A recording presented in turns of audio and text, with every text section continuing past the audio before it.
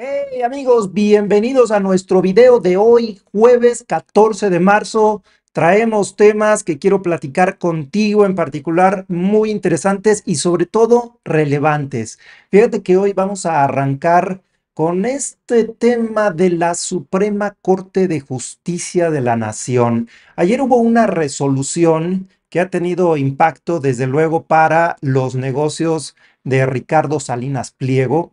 Y bueno, vamos a ver el pedacito de video donde los jueces están ahí deliberando y ya en la votación para decidir quiénes aprueban y quiénes desaprueban esta cuestión.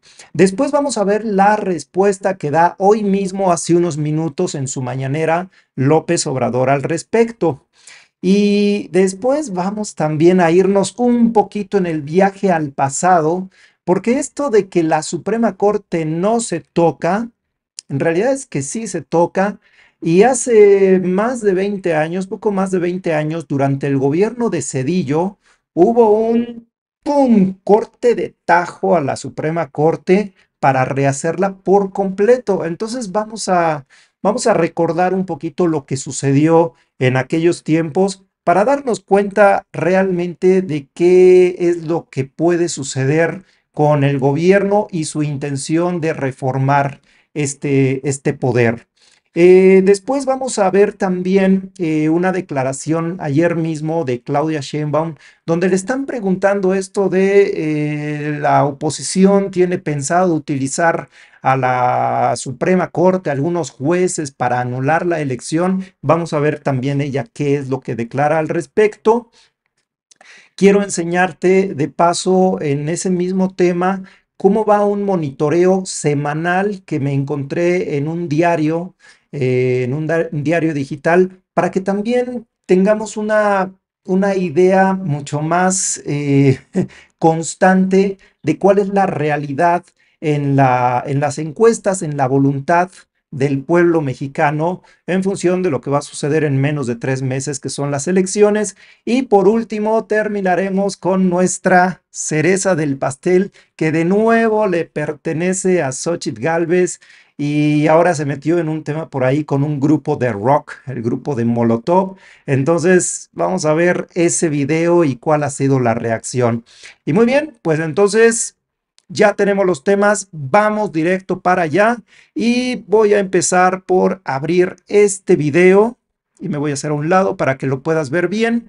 Pues esta es la Suprema Corte de Justicia el día de hoy, haciendo su votación para resolver el caso del amparo de la situación con los impuestos que no quiere pagar Ricardo Salinas Pliego. Y vamos a ver esto porque no siempre tenemos la oportunidad de ver cómo funciona la Suprema Corte de Justicia, aunque está un canal de televisión todo el tiempo con ellos, pero es realmente muy aburrido. Pero vale la pena ver estos minutitos, son menos de 2 minutos. Vamos a ponerle atención y lo comentamos. El amparo directo 29 de 2020.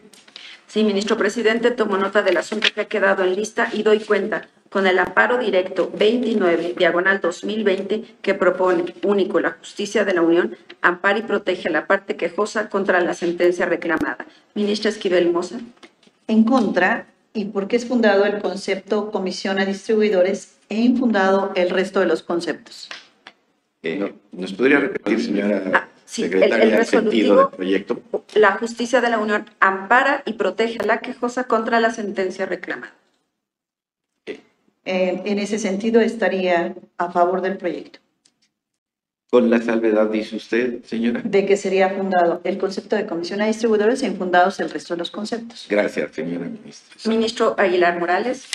Yo estoy en contra por mi proyecto original, en el que por todos los conceptos consideré que se debía negar el amparo. Ministra Batres Guadarrama. En contra de la deducción de más de 600 millones de pesos para la empresa Total Play por la contratación o a través de la contratación de otra empresa de propiedad de la misma empresa.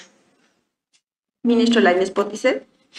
con el proyecto por conceder por pago de comisiones y anticipos. Ministro Pérez Dayán. En los mismos términos, en el entendido que aquel punto al que se refirió la señora ministra Batres no tuvo razón ni quejoso.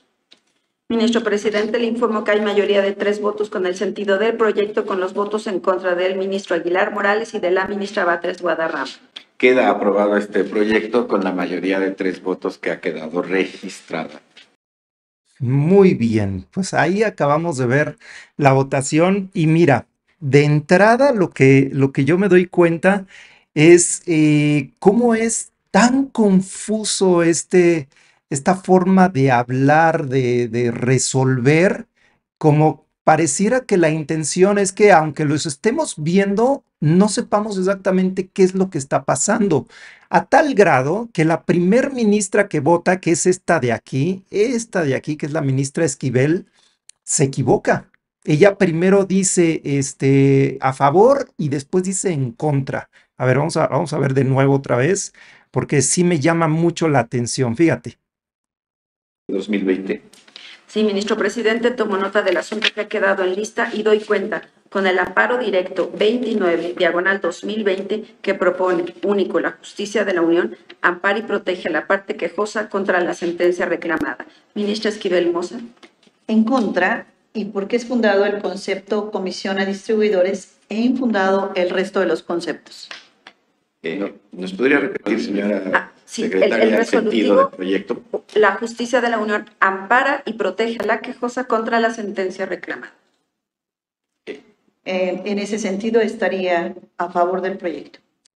Ok, fíjate, primero dice en contra y después dice a favor, porque aquí lo que está sucediendo es que la quejosa, esta manera que tienen en esta corte, en la corte, pues, y es un poquito generalizado en el ámbito de las leyes, ¿no? Es como están un nivel arriba de todos nosotros los mortales, la forma en la que ellos hablan y discuten es como más elevado, pero ahí mismo una de las ministras se confunde.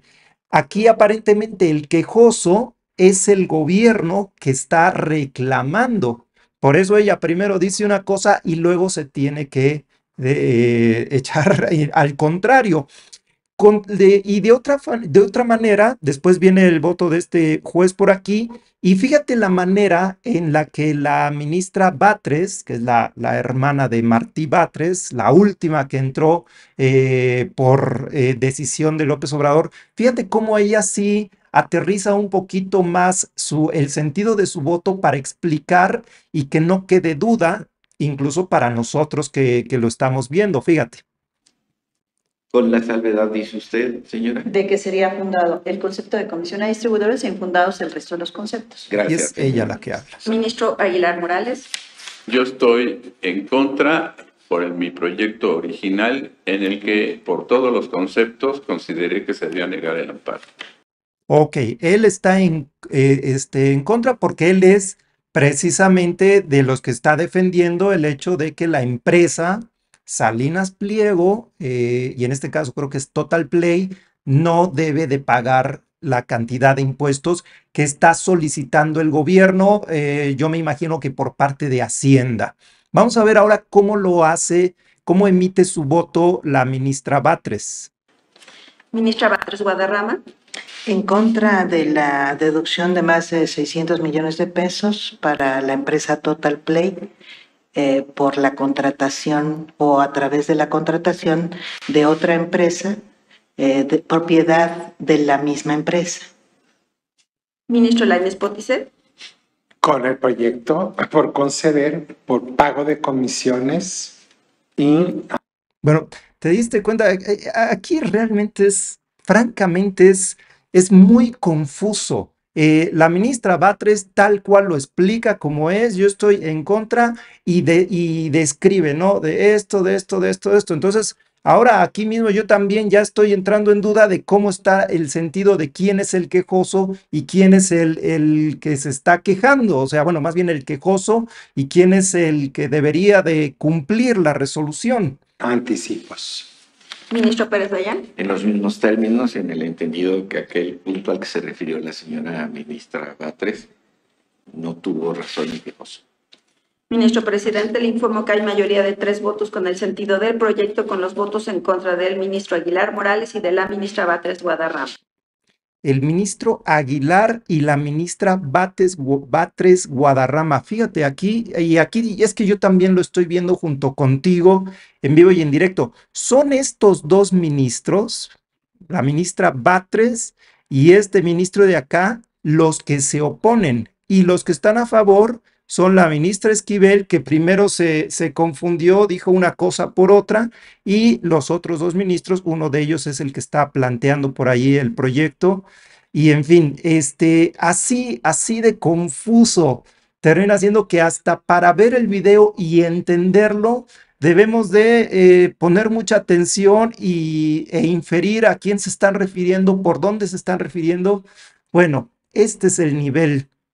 Este es el nivel, y yo lo que aquí tengo que reconocer es que desde luego la ministra Batres es la que de mejor manera nos explica en qué sentido va su voto, porque ellos también, como un poder, es un poder judicial, pero a fin de cuentas es un poder que sirve al pueblo, también deberían de ser conscientes de que sobre todo aquí a este nivel, Suprema Corte de Justicia, y ya que todo mundo podemos verlos, aunque repito, sería muy aburrido estar siempre viendo el canal del Congreso, Justicia TV, pero tener el sentido de conciencia, la gente nos está viendo, necesitamos explicarles un poquito mejor, porque esto de hablar a otros niveles y que ya no nos puedan entender los demás, ahí es cuando ni siquiera se enteran de lo que hacemos y podemos clavar los cuchillos donde nosotros querramos. Entonces quise hacer este ejercicio de ponerte el video.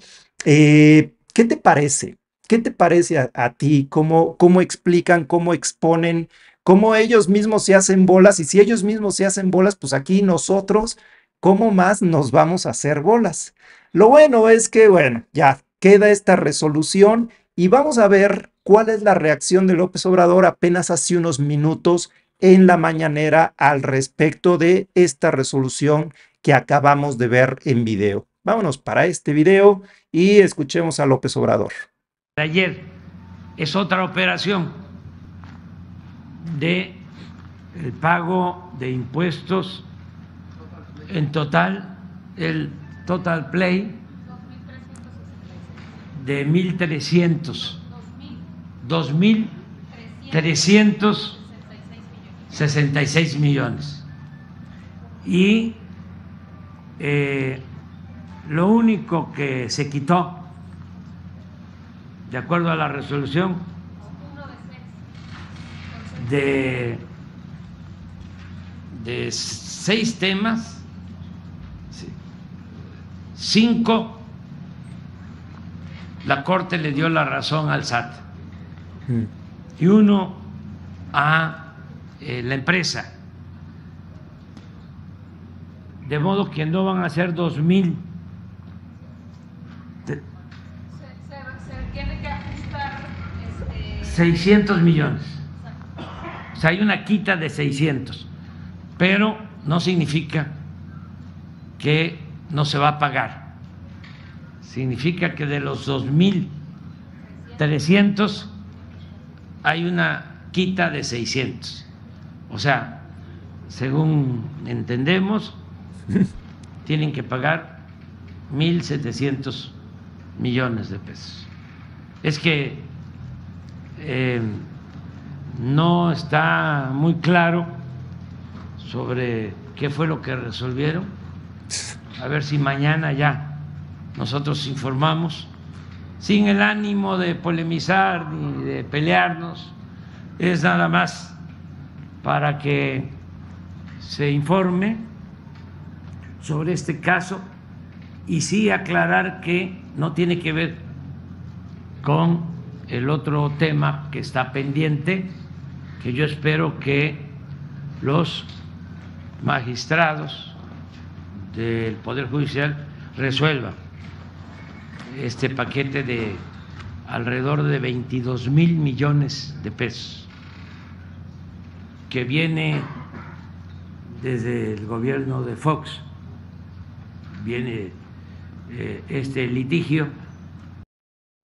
Pues ahí está, y bueno, lo que yo también me estoy dando cuenta aquí, vamos a ponernos ya al centro, es que incluso hoy en la mañanera y con toda la asesoría, ya después de haber tenido algunas horas para digerir lo que acababa de suceder en la Suprema Corte de Justicia el día de ayer y que acabamos de ver en este video, pues ni siquiera todavía para el nivel ejecutivo, o sea, el poder de que representa López Obrador, está del todo claro, ¿no? Se necesita un poquito de más tiempo para entender por completo cuál ha sido la resolución, pero hasta donde él lo indica, tal cual, pues estamos con que la mayor parte de lo que se le está demandando a las empresas de Salinas Pliego lo debe de pagar, estamos hablando de miles de millones de pesos, y apenas con la resolución de hace ratito vimos un fragmento, una fracción, alrededor de 600, 700 millones de pesos que sí se le van a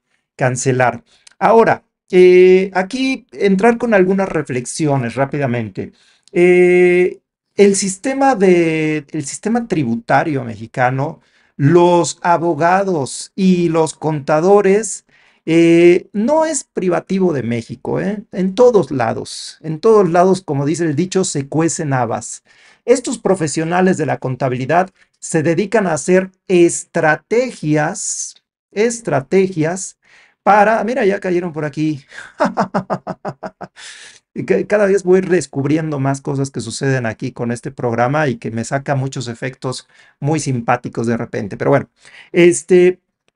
las estrategias que utilizan los abogados y los contadores son, desde luego, para que los empresarios paguen la menor cantidad posible de impuestos. Y obviamente, de repente, estos empresarios también filtran en el gobierno, en Hacienda, funcionarios, también en el Congreso, para aprobar leyes que les hagan más sencillo el hecho de poder salirse, escaparse de pagar el grueso de sus impuestos. Y eso es lo que ha sucedido en México por décadas, ¿no? Por décadas. Y no nada más los grandes empresarios, medianos empresarios, empresarios pequeñitos que tenían muy bien su nicho y sabían muy bien de manera contable por dónde irse para no pagar impuestos, para hacerle fraude también al IMSS, por ejemplo, pues lo han estado haciendo de manera alegre durante años, y por eso también se puede entender que este grupo, que no son todos los empresarios, hay empresarios que les gusta participar, pagar impuestos, tener todo en regla, pero hay muchos empresarios también que les gusta hacer las cosas chuecas para, según ellos, de manera estratégica, pues en pocas palabras, hacerle fraude al fisco. Y curiosamente también son los que luego se andan quejando de que van a Estados Unidos, ay, en Estados Unidos todo funciona muy bien y los prados están muy bien cortaditos y los servicios públicos funcionan muy bien. Pues sí, mi amigo, lo que pasa es que en países de primer mundo, ya no digas Estados Unidos, mejor tomemos como referencia a algunos países europeos, principalmente los nórdicos. Ahí la gente paga sus impuestos y entonces el Estado no tiene que andarse peleando a nivel judicial con los empresarios para que paguen, y claro, les pueden dar esos servicios. Y esta gente, estos empresarios que les encanta admirar Estados Unidos, Canadá, Europa, dicen, hablan muy bien de esos países, y aquí en cambio en México todo es un cochinero y la policía mal y todo está feo y todo está cochino y todo, pero hay que preguntarles, bueno, ¿y tú pagas tus impuestos? ¿Pagas tus impuestos para colaborar con el Estado para que se pueda tener los servicios públicos de primerísimo nivel? Y ahí es donde empezamos con los problemas. ¿Y qué te van a decir? No pago mis impuestos porque todo el dinero se lo roban. Bueno, por lo menos ahora ya empezamos con un gobierno que desde el nivel más alto ya no tenemos un corrupto como sí lo era Peña Nieto, como a lo mejor lo fue también, no tan corruptos, pero permitieron la corrupción los gobiernos de Felipe Calderón, de Vicente Fox, de Cedillo, de Salinas, Digo, es que yo realmente soy de los que creo que ya cuando llegamos a Peña Nieto fue como el pináculo de la corrupción desde la presidencia, incluso para querer normalizar, decir, no es que en México todos somos corruptos, ¿ya qué? No, pues no, señor, no se puede hacer eso. Y bueno, entonces, fíjate cómo es una especie de círculo vicioso y es bien difícil romper estos círculos viciosos, pero qué bueno que este gobierno esté luchando porque así se empieza, a empezar a pelear y obviamente la mayoría de los empresarios pequeños y medianos que les gusta hacerle fraude al fisco, fraude al IMSS, empiezan a ver estos casos icónicos como el de Ricardo Salinas Pliego con su consorcio, con sus empresas, y empiezan a ver que el gobierno también los empieza a obligar a pagar sus impuestos. Y ahí es donde pueden decir, ups, mejor me pongo en orden, no vaya a ser que de repente se resuelvan los casos de hasta arriba y a mí también me empiecen a venir a querer cobrar mis impuestos. Entonces, es muy bueno que se abran estos casos, es muy bueno que el gobierno empiece a ir por estos, digamos que peces grandes, evasores fiscales históricos, para que siembre un ejemplo de que ahora el gobierno, la administración pública es diferente. Ya no es lo que era de Peña Nieto hacia atrás. Ahora es diferente y esperemos que así siga. O sea, esperemos que así siga. Por otro lado, también señalar el punto de que Ricardo Salinas Pliego ya se ha puesto totalmente la camiseta de esta corriente político-ideológica de los libertarios, secuestrando un poquito la palabra de la libertad para engañar a la gente y hacerlos pensar que, claro, esas son las personas que realmente luchan por la libertad. No, no, no, no, no, no. No nos dejemos engañar por aquí, por ahí. Los libertarios, aquí en México, el estandarte que es Ricardo Salinas, con su serie de empleados e invitados. Por ahí está Gloria Álvarez, una guatemalteca que también es muy estridente, es güerita, desde luego, también. Cayetana, nuestra visitante de la semana pasada. Todos ellos están queriendo permear esta idea en México de manera muy velada y sin decirnos realmente cuál es la intención, la realidad de la política libertaria, la cual es darle rienda suelta total a los empresarios. A los empresarios, que el gobierno se meta lo menos posible con ellos, que les venda todas las empresas y que ellos hagan y deshagan a sus anchas. Eso es lo que podríamos resumir como esta idea del libertarismo, los libertarios. Y es lo que Milei ahora va a tratar de imponer en Argentina. Si me preguntas, ¿Trump también sería un libertario? No, yo creo que Trump no está a ese nivel. Milei, desde luego. Bolsonaro, yo creo que tampoco lo estaba en Brasil. Milei es tal cual, digamos que la punta de lanza. Claro, son de derecha, son un tanto exóticos, políticos exóticos, que se van identificando con otros de derecha que también son medio exóticos, desde luego como lo es Donald Trump en los Estados Unidos y varios personajes de ese tipo que están surgiendo en Europa. Pero bueno, así está el tema de la Suprema Corte, así está el tema que se ha resuelto en estas últimas horas con respecto a Ricardo Salinas Pliego. Y ahora pasemos a hablar un poco de lo que tiene que ver con la reforma al Poder Judicial en México. Y mira, te traigo por aquí un artículo que quiero que revisemos. Me voy a hacer a un lado para que lo puedas ver. Es de Contralínea y este artículo fue del 12 de marzo del 2023, o sea, no es realmente nuevo, pero vale la pena recordarlo porque se titula El día que Zedillo cerró la Suprema Corte. Vamos a leer un poquito de esto, te voy a leer y vamos a comentar. Dice por aquí: al entonces presidente Ernesto Zedillo no le tembló la mano para cerrar el 1 de enero de 1995, o sea, tomó posesión y al 1 de enero del año siguiente cerró. El 1 de enero de 1995 y durante un mes, todo un mes, cerró la Suprema Corte de Justicia de la Nación y mediante la figura de jubilación inmediata, separar de su cargo a sus 26 ministros. O sea, todos los ministros van para afuera, se jubilaron de inmediato. Sucedió en 26 días. El primer mandatario firmó la iniciativa y promulgó las reformas a 20 artículos constitucionales aprobadas por senadores, diputados y la mayoría de los congresos locales, cuya génesis tomó 52 días, del 5 de diciembre de 1994 al 26 de enero de 1995. Entonces no se escucharon las expresiones corrupción, tráfico de influencias, compadrazgos, plagio de tesis, liberación judicial de cuentas bloqueadas a narcotraficantes y sus cómplices o algo por el estilo.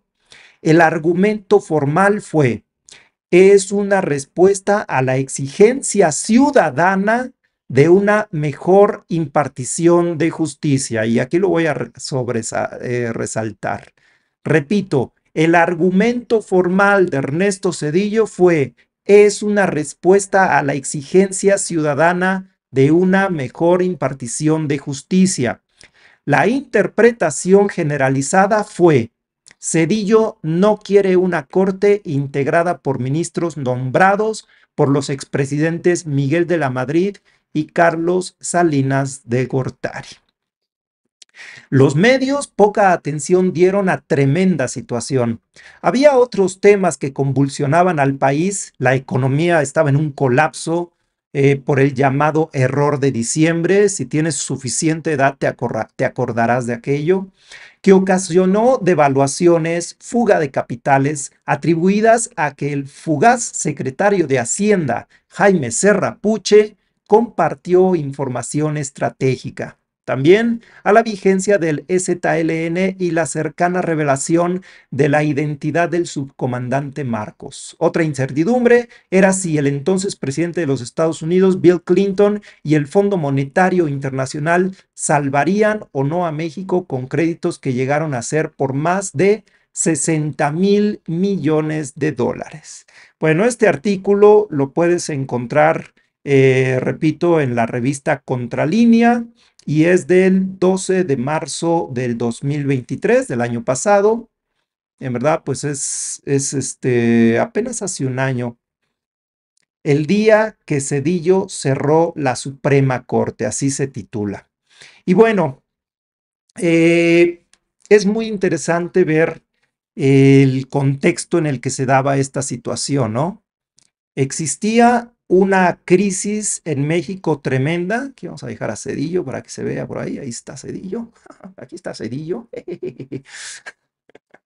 Existía una crisis tremenda en el país. Tomó Zedillo el gobierno y todo el tinglado se le vino abajo. Devaluación, necesidad de préstamos, porque todo estaba muy mal amarrado. Había pasado la crisis, el asesinato de Colosio, en fin, toda esta revuelta interna en el PRI.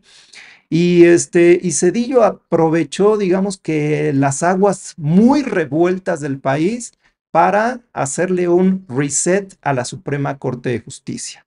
Claro, en ese entonces el PRI era dueño, amo y señor de la gran mayoría de los estados, de gran mayoría de los congresos, y aunque aquí hasta el momento no lo dijo como tal, pero seguramente tenían la mayoría absoluta en el Congreso de la Unión, para hacer los cambios. Entonces, ahí radica la importancia que se ve desde el punto de vista de Morena, el famoso Plan C de López Obrador, para que pasando las elecciones y apenas tome poder Claudia Sheinbaum, pueda llevar a cabo un reset, entre otras cosas, muy importante de lo que es el sistema judicial mexicano y, desde luego, la Suprema Corte de Justicia. Yo no sé si tenga que ser similar a lo que hizo Zedillo de mandar en jubilación anticipada a todos los ministros. Yo no sé cómo lo tenga que hacer, pero sí definitivamente es necesario un cambio en este poder para que, por principio de cosas, la justicia también dé ese paso y sea un tema que también tú y yo y cualquier persona podamos entender, podamos discutir, y no sean estas sesiones tan solemnes con lenguaje tan garigoleado que incluso los mismos ministros se hacen bolas. O sea, los mismos ministros de ahí le tienen que decir, oye, oiga, ministra Esquivel, ¿asegura si estaba su voto? No, bueno, es que si es en función del quejoso, que esto, que el otro, si ellos no se entienden, imagínate tú y yo cómo los vamos a estar entendiendo, sin tomar en cuenta de lo aburrido que es ese canal de la Suprema Corte. Yo no sé si sea 24 horas o 12 horas u 8 horas, no sé cómo sea ese canal, pero bueno, por lo menos ahora tenemos la facilidad de las redes sociales, de Twitter, para encontrar estos segmentos y darnos cuenta de la esencia de lo que está sucediendo en estos otros poderes. Entonces, ya hemos dado un paso adelante muy importante con la mañanera, donde ahora sí el poder ejecutivo está totalmente abierto para discutir, y si lo insultan te contesta, y van periodistas de los medios incluso más pequeñitos, incluso regionales, y pueden directamente cuestionar al presidente sin que pase por filtro su pregunta ni nada. Y bueno, eso es un gran avance. Ahora necesitamos algo similar en la Suprema Corte de Justicia para que en México ya no haya los altísimos niveles de impunidad que existen. Se habla arriba del 90% de impunidad. Y no digas en la cuestión de pagar impuestos, no, impunidad en los crímenes, impunidad en la gente que hace daño, que hacen abusos sexuales, que hacen un montón de cosas, y que si tienen los recursos van con el juez, ahí discuten en privado, llegan a un arreglo y ponen de acuerdo a sus abogados con los jueces para ver, a ver, ¿por qué vericueto de la ley podría mi cliente salir libre? ¿O podría mi cliente no ser imputado de tal castigo o de tal delito? Y entonces ya se ponen de acuerdo, ok, así le vamos a hacer, estrechan manos ahí, jueces y abogados, claro, con dinero de por medio, y vámonos, quedas libre. Y si el pobre acusado no tiene dinero, pues ni modo, mi chavo. Incluso ya no nada más el hecho de que se te va a ir la ley con todo su peso, con todo, la autoridad con todo el peso de la ley, sino que incluso algunos van a pensar, bueno, ¿sabes qué? A este personaje que está involucrado en este delito vamos a amplificarle su pena para usarlo como chivo expiatorio de otros males, y con eso ya dejamos libre, le quitamos la atención al verdadero criminal. O sea, nuestro sistema de justicia está muy mal, y yo creo que debemos de ver esta elección de junio como una gran oportunidad para hacer una muy profunda reforma. Que se puede, se puede. Este señor lo hizo con el argumento de que él no quería los jueces que habían escogido sus predecesores, Salinas de Gortari y Miguel de la Madrid, y los mandó todos al retiro. ¿Por qué no lo podríamos hacer hoy de nuevo, prácticamente 30 años después? Y esto le correspondería seguramente a Claudia Sheinbaum. ¿Y sabes qué? ¿Sabes qué? Yo creo, y no sé tú qué opines, pero yo creo que Claudia Sheinbaum, por el carácter y el talante que le estoy viendo de repente, yo creo que ella sí que va a tener los pantalones para hacer un movimiento de ese nivel. Pero claro, necesita la votación. Entonces, repito, como lo dije ayer, todo mundo a votar. Es muy importante que todo mundo a votar. Los de Morena, votar, salir a votar para conseguir la mayoría absoluta que les pueda hacer real el plan C. Y los del PAN, PRI, PRD, que a lo mejor alguno por ahí también me está viendo, pues también salir a votar, porque si no, esta cuestión va a quedar muy dispareja. Y bueno, pues, ¿qué te digo? Yo creo que entre más personas salgan a votar, más se va a reflejar lo que están marcando las encuestas, que es una diferencia de entre 20 y 30 puntos entre Claudia Sheinbaum y su perseguidora Xóchitl Gálvez. Y bueno, quiero aquí hacer una pausa simplemente para recordarles, bueno, más que para recordarles, para agradecerles su participación en el canal, los likes, las personas que nos ven casi en directo, ya muy pronto, esto es un aviso, ya muy pronto ya estoy empezando a hacer las pruebas para hacer el programa en vivo y en directo, y entonces ahí sí ya leer tal cual en vivo sus comentarios y tener una interacción mucho más cercana. Entonces, se los aviso porque les agradezco muchísimo a todas las personas que participan. Ahorita, por ejemplo, mencionar a Elsie Sansores, muchas gracias por tu comentario del día de hoy. Y bueno, los súper constantes, ¿no? Carmen López, muchas gracias, siempre atento a tus comentarios. Igual Rafael Castro. Y bueno, en función de lo que ustedes comentan, Carmen dice es que estamos enfrentando una mafia. Sí, estoy totalmente de acuerdo contigo. Estamos enfrentando una mafia que estuvo en el poder durante muchos años, una mafia que podemos personificar, ya no digamos en personajes como Xóchitl Gálvez, ni Marco Cortés, ni Alito Moreno. Estos yo los veo más como secundarios, ¿no? Como un poquito mercenarios. Y a Xóchitl Gálvez, pues, no sé, incluso un personaje un tanto que hasta como que la estuvieran usando en cierta forma. No, las verdaderas mafias están personificadas en tipos como Diego Fernández de Ceballos, como el mismo Carlos Salinas de Gortari, que ha vuelto a las andadas.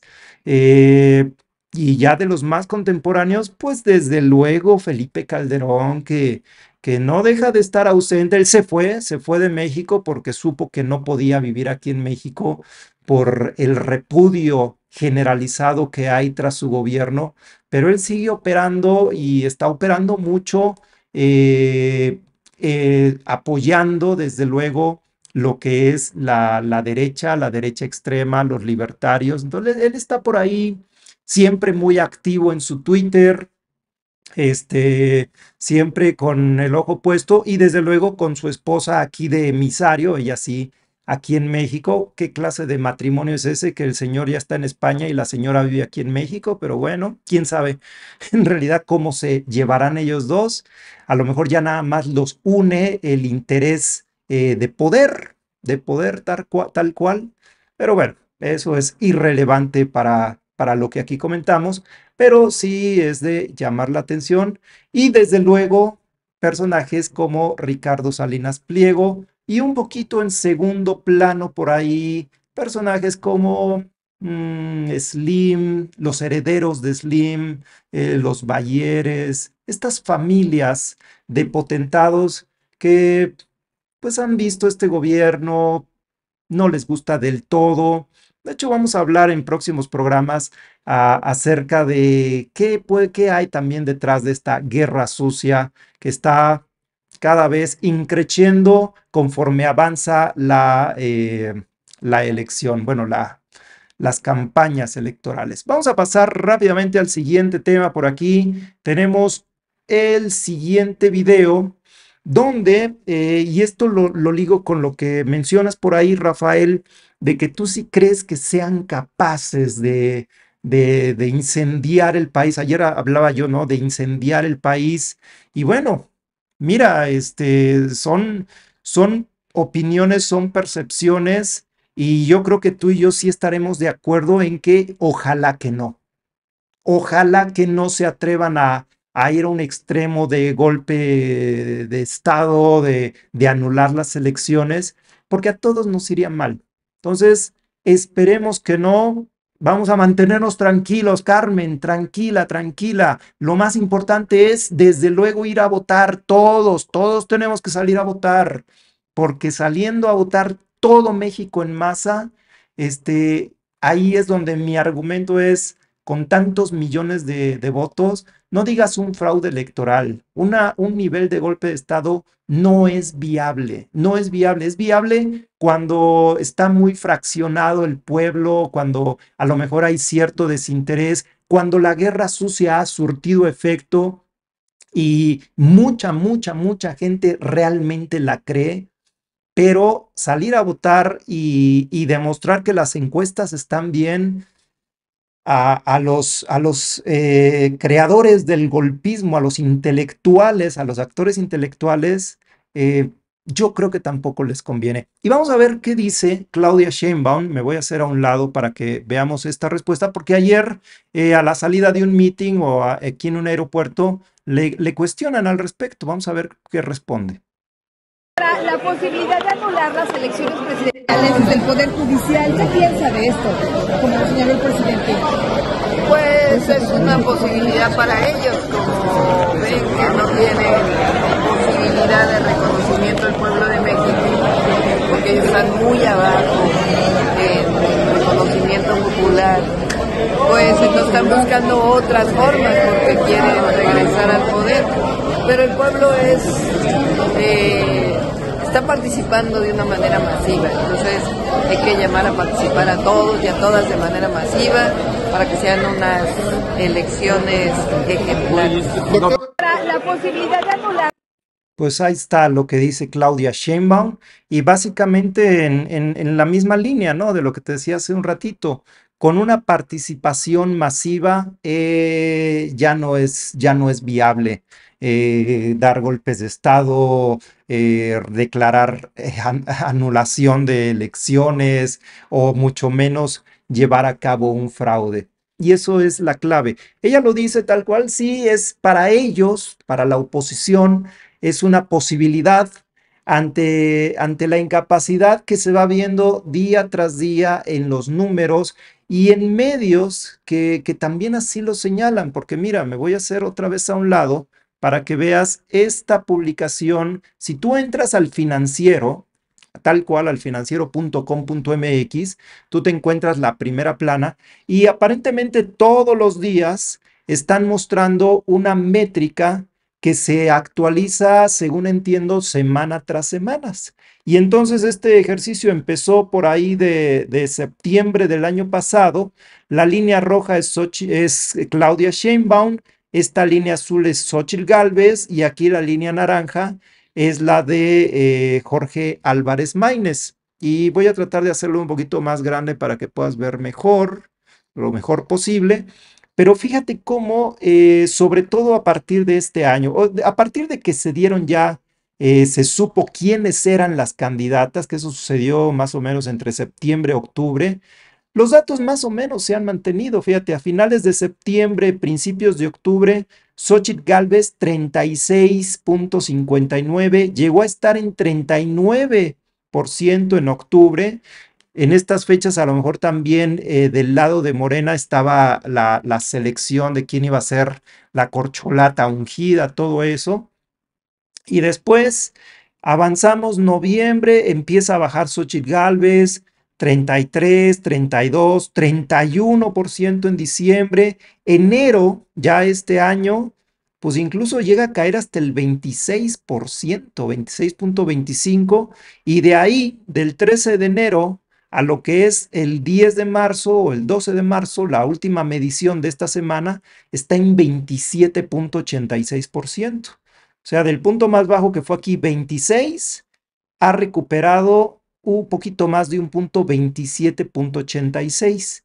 Y Claudia Sheinbaum, aquí termina ya en diciembre, ya sabemos con certeza que ella es la candidata y pues está a niveles de 64, 65, llegó a estar aquí a finales de noviembre 65, 70, después en enero cae, fíjate, yo creo que aquí en los primeros días de enero empieza el efecto de esta guerra sucia, empieza por ahí a desatarse todo lo que han estado usando en la oposición, cae hasta el 61.48 Y a partir de ahí, guerra sucia, narcocandidata, narcopresidente, pues pareciera que no tiene ningún efecto.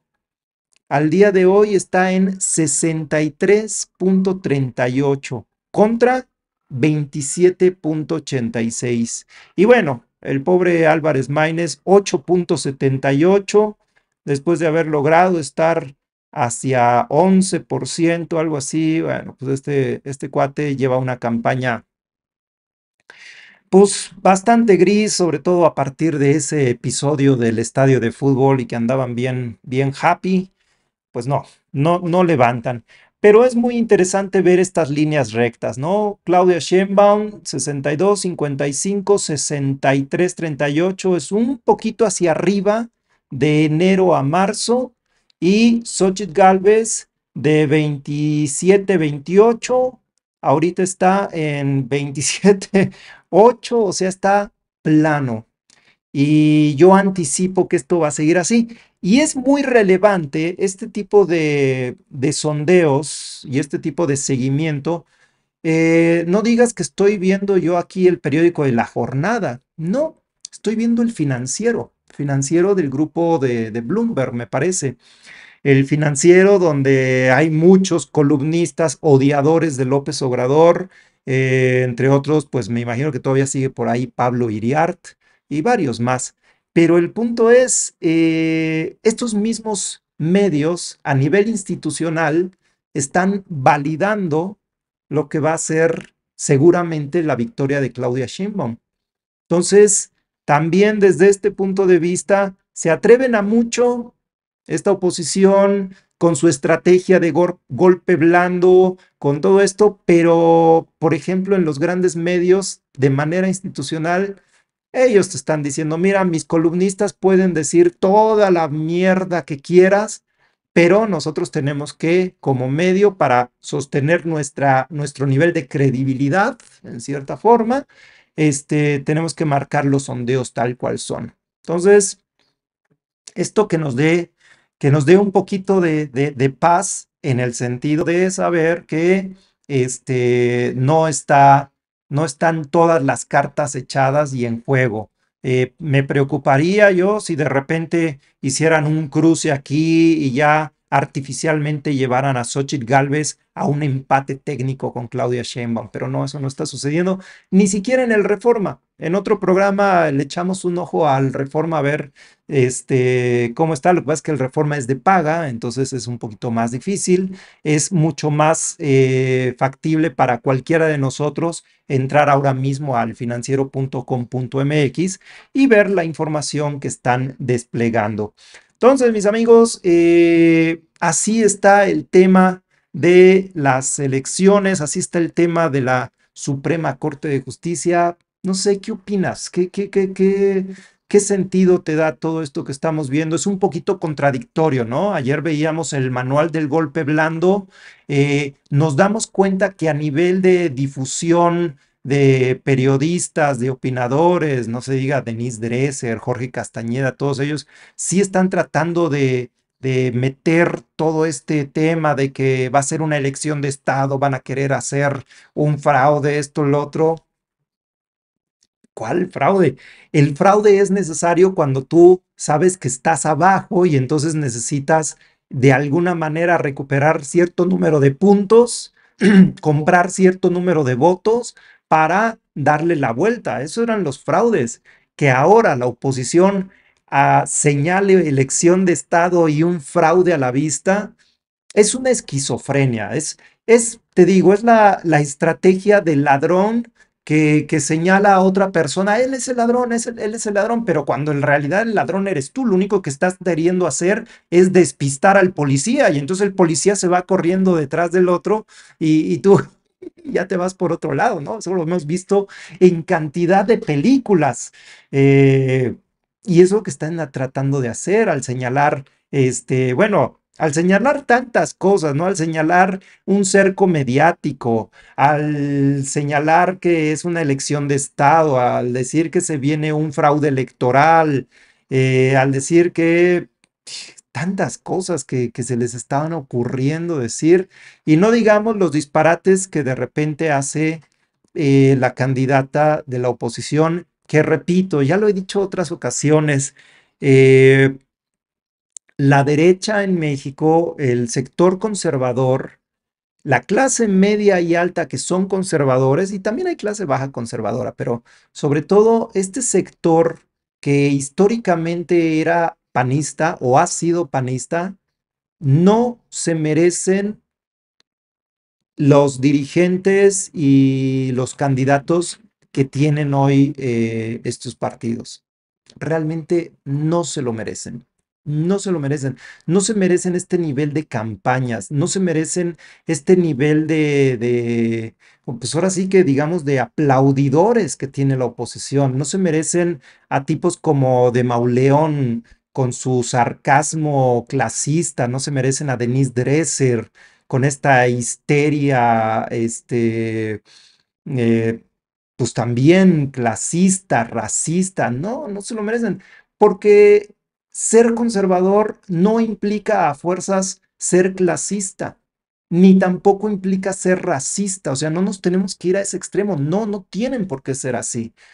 Y en México es necesario también tener una oposición de buen nivel, con un nivel de discurso, con un nivel de campaña, donde su candidato o su candidata no tenga que estar pues protagonizando un día sí y otro también chistes involuntarios, pegando el chicle por ahí en todos lados, cometiendo estos errores de narrativa que uno o dos, claro, se perdonan porque se entienden, ¿no? Todos nos equivocamos, nos podemos equivocar, sobre todo cuando estamos hablando así en directo con una audiencia a través de una cámara o, peor aún, en un escenario delante de cientos o miles de personas. Sí, a todos nos intimida, nos puede intimidar eso, pero si tú ya traes tu discurso bien asimilado, si tú ya traes tu idea, tu proyecto bien asimilado,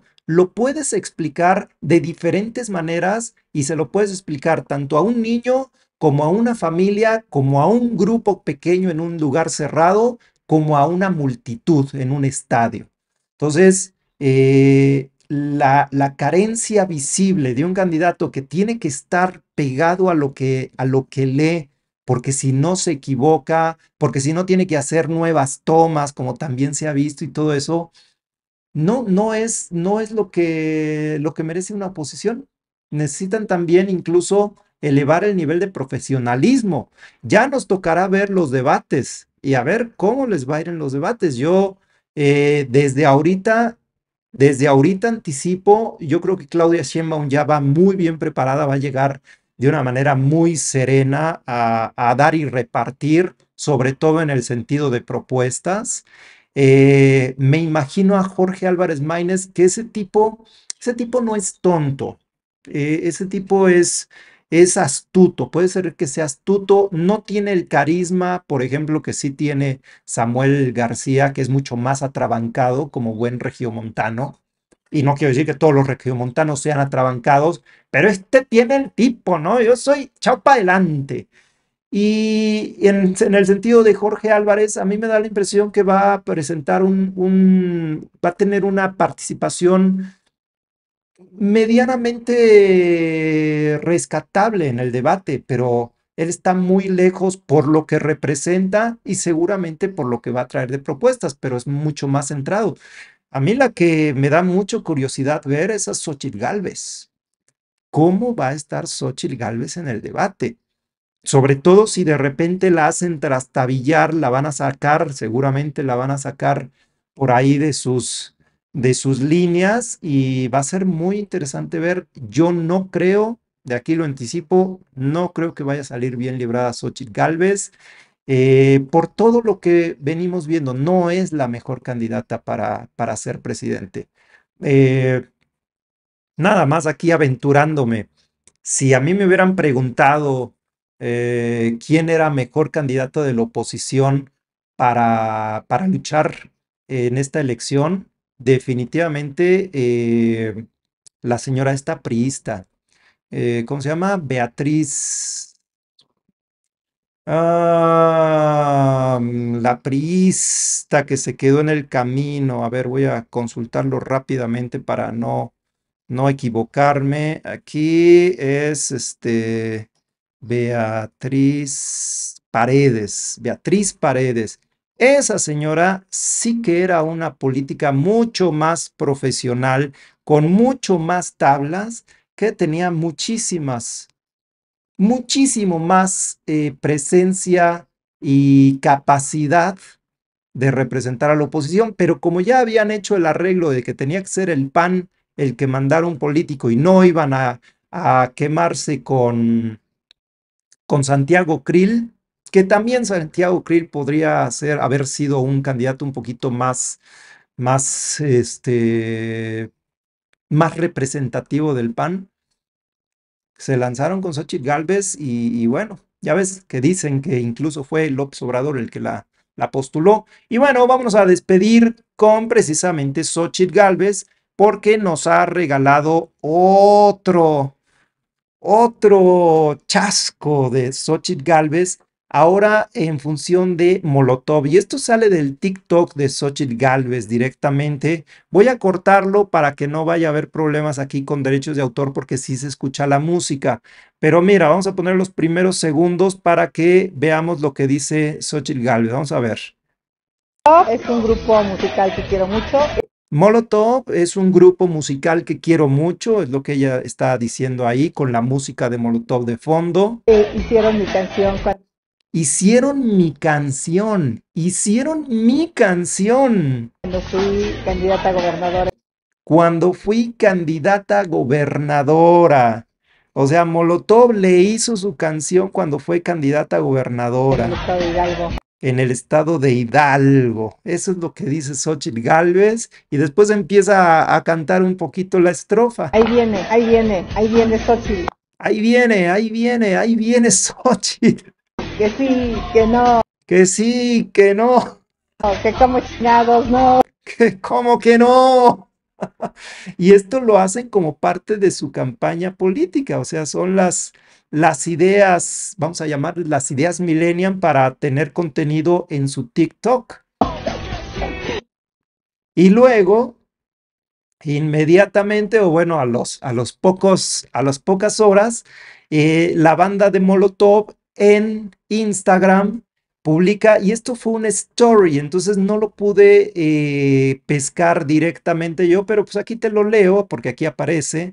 Dice Molotov, banda, Ciudad de México, 12 de marzo, esto fue antier. A la opinión pública, en los últimos procesos electorales, varios candidatos de varios partidos han tratado de lucrar con el uso no autorizado de nuestras canciones, lo que incluso motivó que hayamos tenido que presentar denuncias penales ante la FGR, la Fiscalía General de la República, por el uso no autorizado de varias de nuestras canciones. Por congruencia con la mística y filosofía de la banda, la mística, son místicos los de Molotov. Molotov no ha apoyado, no apoya y nunca apoyará a ningún candidato a elección popular, pues siempre seremos críticos de lo que no está bien y puede mejorar, que por cierto es mucho en todos lados. Y bueno, pues básicamente Molotov, que si tú no conoces exactamente a Molotov, sus canciones, ya es una banda que ya tuvo su mejor momento hace un par de décadas, 2 o 3 décadas de hecho, con estas letras un tanto explícitas, como se dice ahora, y que en algunas canciones se han dedicado directamente a señalar al gobierno, ¿no? Ahorita me acuerdo, por ejemplo, una que dice por ahí que no te haga tonto Jacobo. Pues imagínate, se refieren a Jacobo Zabludovsky, ahí sí directamente, que no te haga tonto Jacobo, o danos el poder, give me todo el power, para que veas lo que va a pasar cuando yo tenga el poder. O, bueno, son muchas las canciones donde ellos directamente critican a los gobiernos, mencionándolos o no directamente, pero sí. Y bueno, en esta canción que yo en lo particular no recuerdo, no he oído ninguna canción que diga ahí viene Xóchitl. pero es como si, imagínate tú, no sé, ahorita se me ocurre, me viene de momento la canción esta famosa de Acuérdate de Acapulco, María Bonita, María, ¿cómo era? Acuérdate de Acapulco, María Bonita, María Bonita, María del alma, creo que decía. Una canción súper vetusta, ¿no? Eso le gustaba a mis papás y a mis abuelitos. Canción de Agustín Lara. Y bueno, imagínate que cualquier muchacha de los años 50, 60 que se llamara María, perfectamente podría decir, ay, es que esa canción me la escribió a mí, Agustín Lara. Bueno, la realidad es que esa canción, según se sabe, se la escribió Agustín Lara a María Félix, que si no mal informado estoy, o si no mal recuerdo, fue uno de sus maridos. María Félix tuvo varios maridos, pero Agustín Lara fue uno de ellos. Y Agustín Lara, como compositor, como músico, como bohemio, pues le escribió su canción. Y entonces cualquier María podía decir que Agustín Lara le escribió esa canción y cuando la realidad era que no, precisamente era para ella y seguramente ese es el caso también de la banda Molotov con esta canción de Ahí viene Xochitl y bueno, es un tropiezo más que tiene Xochitl en su campaña, es una distracción más de su equipo de marketing porque generan este contenido y recibir casi de inmediato la réplica, en este caso del grupo, de la canción, diciéndole, no, no es cierto, suma más al archivo, ya estuvo el del patrón de las flores, ya estuvo el de Clan Santa Fe Clan, bueno, ¿cuántos más, Xochitl? No, así no se puede llevar una campaña exitosa. Pero bueno, mis amigos, pues hasta aquí llegamos en el video de hoy. Muchísimas gracias a todos ustedes por su atención. Nos vemos mañana. Recuerden, yo soy Shosem. Hasta la próxima. Se portan bien. Chao.